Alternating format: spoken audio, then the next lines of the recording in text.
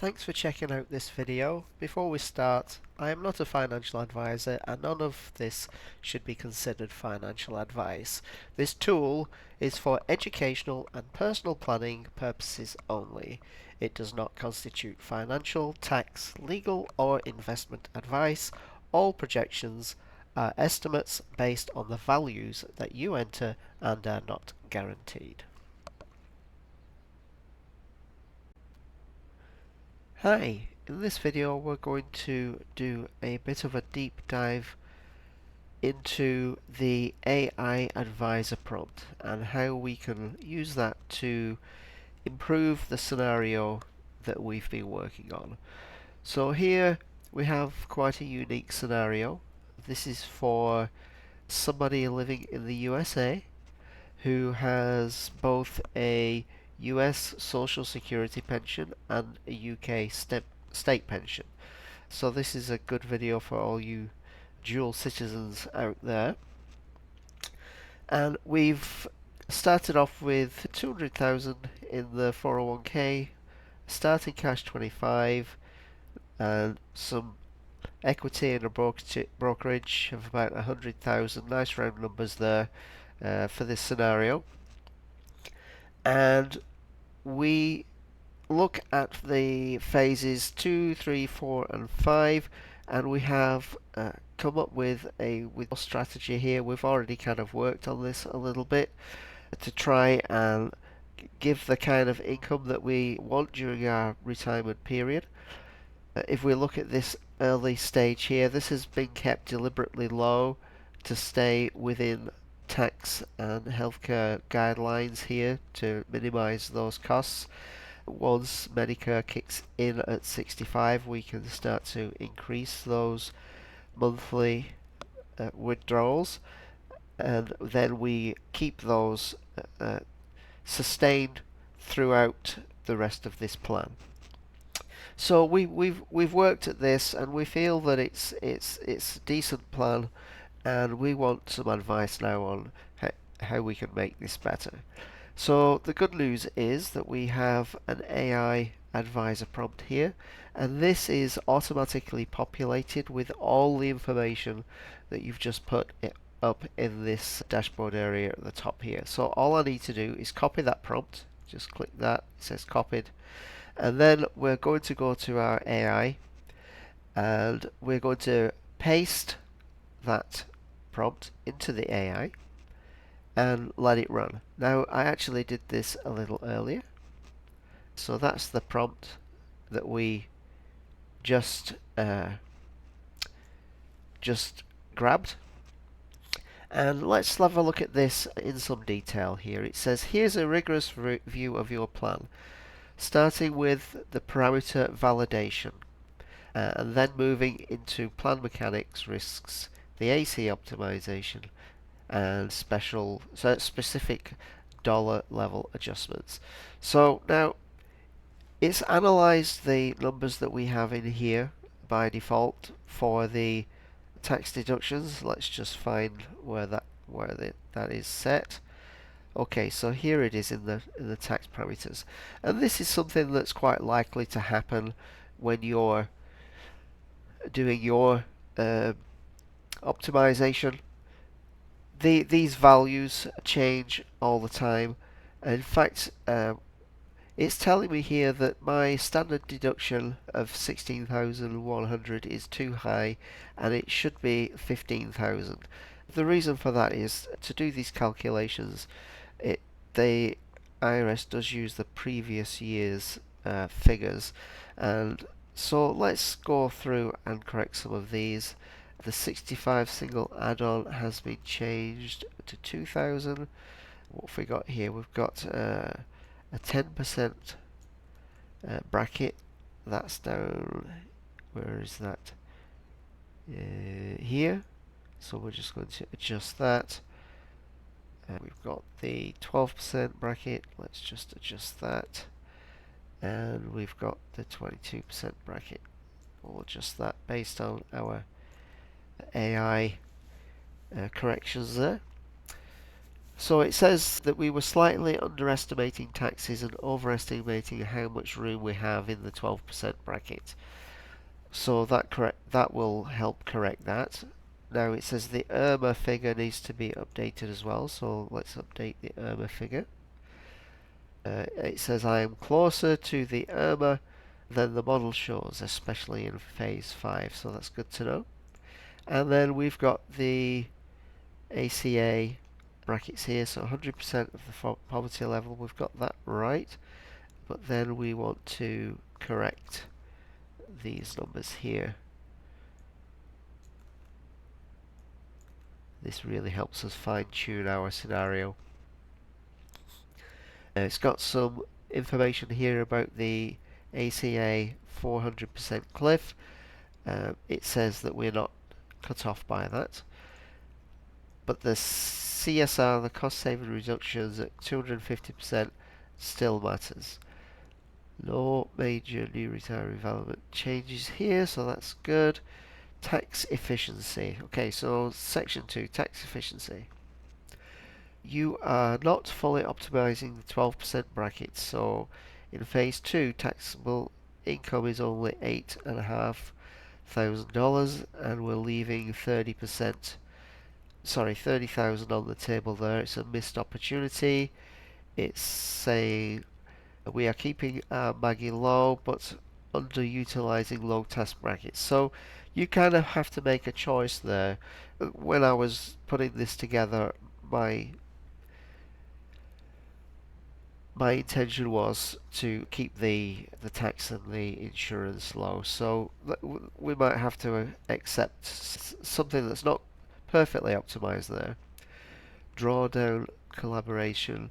You land near depletion at 80. Well, that was the intention of this plan. That's what I was trying to do. Cash is nearly exhausted by 65. That's a weak buffer. Equity declines heavily in later years. Biggest vulnerability. We are withdrawing while markets are still fully exposed. Equity growth assumption is 10%, which is optimistic. If a 20 to 30% drawdown occurs, that poses some risk.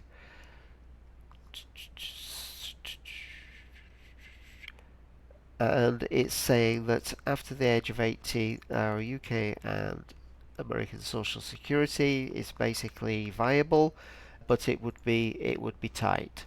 So that might be something to rebalance part way through, say in 10 years time we can come back and rebalance the portfolio. Okay, so phase 2. Let's have a look at phase 2 here.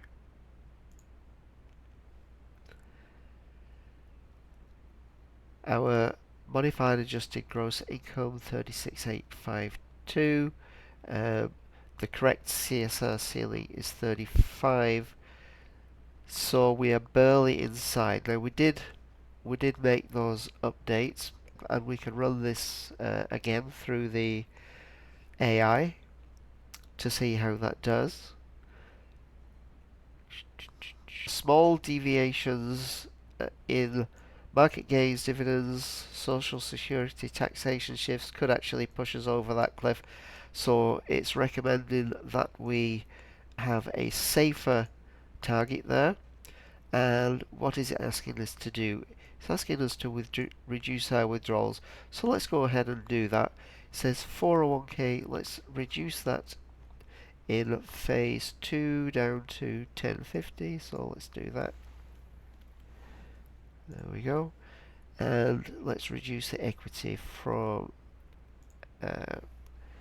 100 down to 50. Okay, so it's given us some advice here to really help fine-tune this strategy.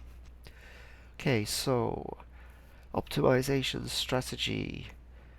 This is phase 2 and it's the most important, and again it says it's reiterating what we just did there in phase 2. 401k, equity we've already done, and it's asking us to put the cash up to 600, so let's do that. There we go. So that was important for two reasons really. One was the ACA optimization, and the other was staying under the CSR safely. Okay, so add this pre-phase move, high impact. Before the age of 62, sell 15,000 to 25,000 of equities and move it to cash. Okay, so let's have a look at our equities. It says, well, let's say if we sell 20 of those, $20,000 there, and put that to 80,000, and then we're going to put that 20,000 to cash, so we're going to do 45,000 here. Now again, we're in the pre-planning stage here, so we can do this because we're not 62 yet, we're planning ahead. So this is giving us advice as to what would be a better balance between cash and equities. Okay, phase 3 adjustment. It says we have a heavy equity draw, and it's recommending 2,700 for the 401k. So let's do 2,700 there for the 401k, and equity 1,000. So it wants us to bring this down to 1,000 there in phase 3. Phase 4, it wants us to adjust the 401k to 1,500 and the equity to 1,150. Okay, 1,150.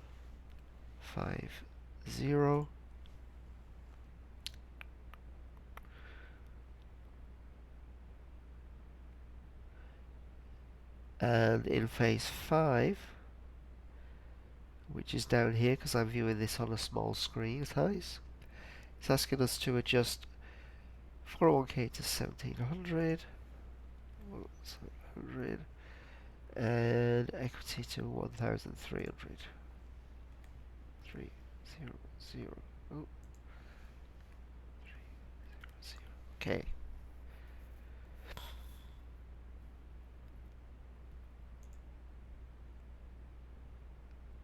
Okay, so now this is an updated withdrawal table, and it's giving us some key takeaways. It's saying that the plan was fundamentally strong, correct structure, good tax awareness, intentional depletion, but it does highlight some of the risks that we just helped to mitigate there. So now we've got this. I'm going to save this now as post analysis. Post analysis. Let's export this JSON. Okay, so it's automatically given it the name, including post analysis there. And what we can do is we can now take this prompt that we've optimized, we can put it on ChatGPT and run it again. And let's see what it says this time. Okay, it says you've made a meaningful upgrade to the plan. The higher starting cash and rebalance withdrawals fixed several earlier weaknesses, especially ACA stability and sequence risk. What follows is a precise audit with corrections, then optimization. So it's got all this looking better now, saying correct. We've still got our 22% bracket slightly high. Let's go in and quickly fix that. 22% bracket. 22% bracket. Okay, so we've fixed that as well. We get it perfectly optimized. Still too high. IRMAA threshold still too high. I thought we corrected that, but let's do that again. Threshold, there we go, still too high. There we go. The ACA FPL prior year usage looks like it's all been given green check marks here. The ACA subcliff remains eliminated. The new provision information, tax efficiency, look, we've got check marks along all this now. Phase 2, taxable income. It's saying it's a little conservative, so there might be a little bit of tax there, even though it's showing 0. We're still wasting some tax space, but remember we balanced that with the health insurance premiums. Um, it says this is now very well tuned. Our 401k has excellent targeting. Cash has buffer preserved. Our equity is fully depleted. This is actually better than full depletion. Cash cushion remains for longevity risk. Sequence risk is now improved, so we don't have the sequence of returns risk that we had before. Look, nice check marks for that. Age is sustainability. Again, we can come back and rebalance this later. Okay, it says our ACA optimization is perfectly positioned, but there is an issue. You are too far below the optional Maggie. You could increase income by 2,000 a year without losing it. Well, that's okay. We wanted a little bit of a buffer, but that's good to know that we could increase it if we wanted it. Optimizations suggestions. So yeah, it's made some even more fine-tuning options here. So this fine-tunes it even more. We could go ahead and add those numbers in if we wanted to fine-tune it a little bit more. This would be our final table, and then our bottom line is it now says it's a well-engineered retirement plan. ACA optimization is precise and controlled. Tax brackets are efficiently used. Drawdown hits targets with buffer. Sequence risk is managed. These are all the things I think that you would pay a professional advisor a lot of money to get the balance of all this right, because this is quite pretty tricky to understand, but that our retirement planner here is doing all that hard work for us, and combined with the AI prompt that it comes with, the fact that you can keep doing that until it's perfectly optimized, I think puts you in a very strong position to have a lot of confidence in the plan that you've put together with the numbers that you're using in your particular situation. So anyway, I hope that was helpful, and I'll see you in the next video.